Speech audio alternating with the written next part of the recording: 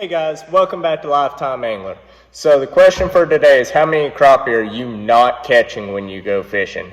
Regardless of the number that you just thought of, I imagine it's quite a bit more. Today, what we're going to do is we're going to look at a rig that's going to take and significantly increase the number of fish you're able to catch while you're out on the water. Possibly even, you get on a good bite, you can catch them 2x2 with this. That's right. So some of you figured it out already. The title says it, so I hope you figured it out. We're talking about the double jig rig today.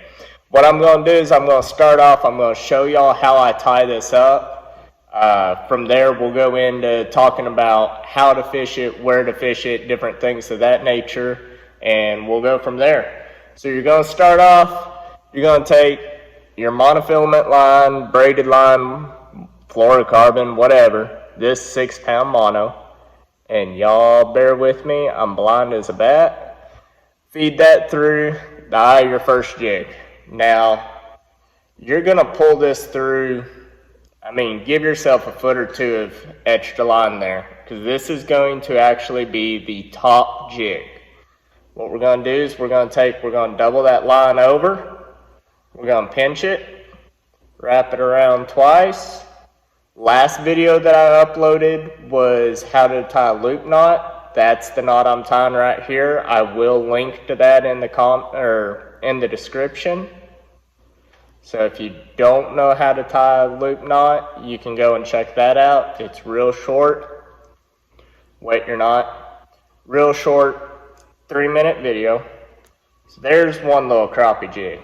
Now, what we have to do from here is we've got this tag line. We got to figure out how far apart we want our jigs. I generally like to go about a foot apart with this rig, so that's what we're going to shoot for here. If it's off a couple inches, I'm really not that worried about it. So I'm going to bring this second jig through, go through the eye again.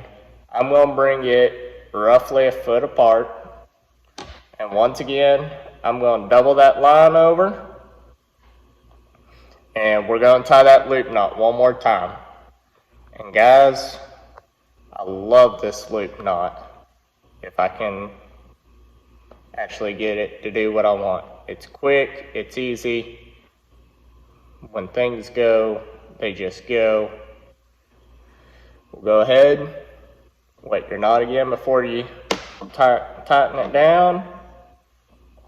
We'll take our tag end here. We're going to clip that off. These wonderful dikes that I've just decided are for nothing other than clipping fishing line. And there we go, guys. I've got both jigs tied on. You know, if you're fishing a bare jig head like this, go ahead, what you got left to do is rig your plastic up just like you always do. Trying to keep this in the frame so y'all can see it. But there you go. You got two jigs there. They're able to freely move of each other. And I'll tell you what, you get on a good crappie bite. I like to do this a lot with these bare jigs with the plastic on. You get on a good crappie bite, and let's say this is a Moglo Chartreuse Bobby Garland Little Shad plastic. Let's say they're absolutely tearing this color up. I'm going to rig both of them that way. You can and you will catch 2 fish at a time with this rig. The other wonderful thing with this rig, most days I'm not on that hot of a bite. So what I'll do is, this color works great for me 80% of the time. This one's on. This other jig, instead of rigging a marabou up like this, I'll rig another just plain lead head jig, and let's try a natural color out.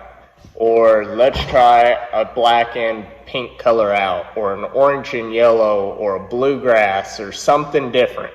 And what I'll do is I'll keep cycling that one jig out until I find something that they're hitting just as good, if not better, than what that other one is. Some days you'll your go-to color isn't always going to work perfect. I hate to admit it, man, I love my chartreuse and my white, but some days I need to switch to black and pink. That's how I figure out what color the fish want more than one or the other for a given day. Y'all, the other thing you can do, if you've got them zeroed in, instead of putting 2 jigs on there, put a jig up on the bottom, put a minnow up top. Yep. Some people might not like live bait crappie fishing, but guess what? It works, and it puts them in the boat, and it's a blast to put crappie in the boat, and that's what I'm out there to do when I'm doing it. I mean, you'd be amazed just having that minnow up there. They might not touch that minnow at all. They might still just hit the jig, but you'd be amazed having that minnow there, how many more fish you catch versus not.